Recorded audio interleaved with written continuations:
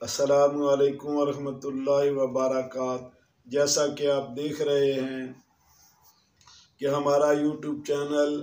तैयार दारुल इलाज भागटावाला, आपका मेज़बान हकीम मोहम्मद रफ़ीक भागटावाला, सरगोदा पंजाब पाकिस्तान से आप देख रहे हैं। हज़रात गिरामी, आज का हमारा मौजू जो है वो मैदे की रसौलियों के मुतल्लिक़ है। तो आजकल मैदे की रसौलियों के बहुत से मरीज़ हो रहे हैं और मैदे की रसौलियों का मर्ज़ आम होता जा रहा है। इसकी वजह तस्मिया क्या है कि लोग जो हैं वो ठंडी चीज़ें बहुत ज़्यादा इस्तेमाल कर रहे हैं और खट्टी चीज़ें बहुत ज़्यादा इस्तेमाल कर रहे हैं, और ख़ास तौर पर ये बड़ा गोश्त जो है बड़े शौक़ से खाते हैं, या ये जो ब्रॉयलर मुर्ग जो है इसके इस्तेमाल से, या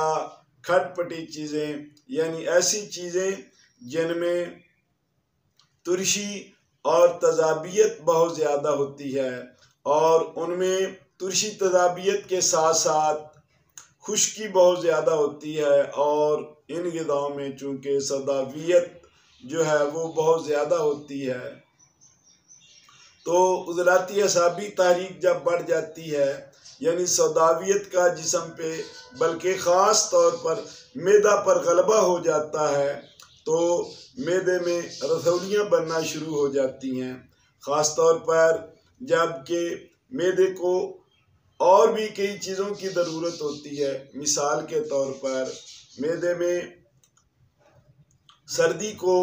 और ठंडक को ख़त्म करने के लिए गर्म चीज़ों की भी ज़रूरत होती है, जिस तरह ख़ास तौर पर बकरे के गोश्त की ज़रूरत होती है, देसी मुर्ग, देसी अंडे और काले चने और ऐसे गर्म चीज़ें जो हैं उनकी बहुत ज़्यादा ज़रूरत होती है। जब मरीज़ एक ही तरह की मुसलसल ग़िज़ाएँ खाता है जिससे तदाबियत बनती है, मैदा जो है उसकी हिरारत पूरी नहीं होती, उसमें हज़म करने की कुव्वत पूरी नहीं होती, क्योंकि मैदे में जब सुफरा पूरा होता है तो वो ग़िज़ा को तहलील और हज़म करता है, हज़म करने के साथ साथ ग़िज़ा को जुज़्वे बदन बनाता है, तो इंसान सेहतमंद और तंदुरुस्त रहता है। लेकिन जो ही मरीज़ की बदकिस्मती या हमारे यहाँ ये चीज़ें जो हैं हमें लाइल्मी की वजह से हम मुसलसल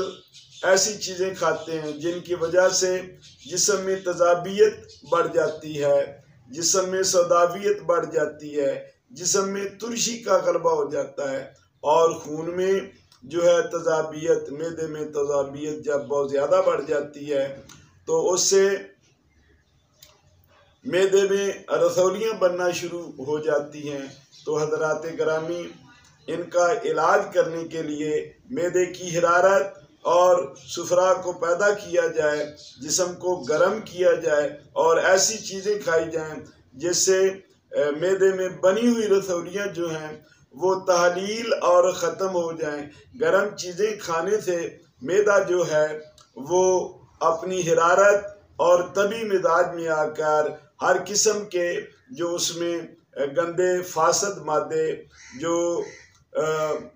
ऐसी चीज़ें रुकी हुई हैं जिनकी वजह से मैदा ख़राब रहता है, तो जब चीज़ों हिरारत वाली चीज़ें हम इस्तेमाल करेंगे तो मैदा जो है वो बिल्कुल ठीक और तंदुरुस्त हो जाएगा। तो हज़रात गिरामी, इसके लिए जो है कुछ मैं पहले ग़िज़ाएँ बता चुका हूँ, मज़ीद जो है ये नुस्खा आप इस्तेमाल करें तो उससे मैदा जो है वो जल्द ही ठीक हो जाएगा और वो सारे मामलात जो हैं वो तंदुरुस्त हो जाएंगे। राई 4 तोला, अजवैन 4 तोला, बाबची 4 तोला, गंधक आंवला सार 12 तोला, तो इनको बारीक पीस कर इनकी गोलियां बना लें, और 2 गोली 4 बार हमरा कावा अजवैन और पुदीना इस्तेमाल करें, और गर्म चीज़ें इस्तेमाल करें, ड्राई फ्रूट वगैरह, बकरे का गोश्त और देसी मुर्ग, देसी अंडे और आम वगैरह और ऐसे ही ड्राई फ्रूट के इस्तेमाल करने से मरीज जल्द ही